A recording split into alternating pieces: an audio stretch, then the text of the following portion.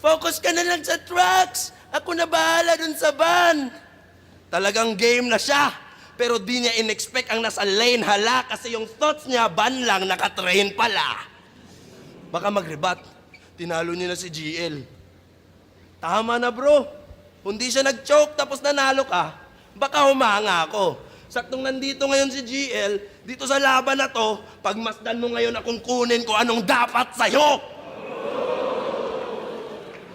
Kasi hindi to mananalo. Kung uulitin lang yung laban, pupunitin ka niya habang ubos ngipin mo at pawang, magiging punching bag ka lang at susulitin ko na lamang pagmasdang masira sa event yung taong may event din na sinayang.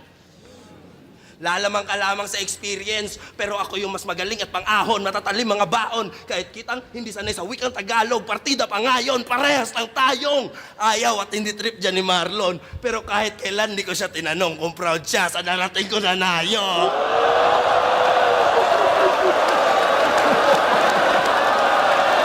Ganda nun. Kasi saktong sinabi ni Lipcram sa round 2 niya yun. Yung proud pa rin pala si Loon sa narating niya na nayon. Tapos, lalong napalakas yung, yung punchline ni Van dahil dun. Kasi sinabi nga ni Lipcram yun eh. So kahit kailan daw hindi sasabihin ni Van na hindi niya tatanungin si Loons kung proud ba siya sa narating niya na nayon, kagaya ng ginagawa ni Lipcram.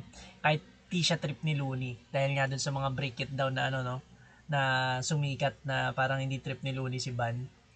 Ganda nun. Sa pa. Tapos sinundan niya pa na, tapos sinet upan niya pa ng mga multi na na sunod-sunod din, sarap sa tenga, yung ahon, yung mga multis niya, balik natin, ahon, Tagalog, partida pa nga yun. Sira sa event yung taong may event din na sinayang.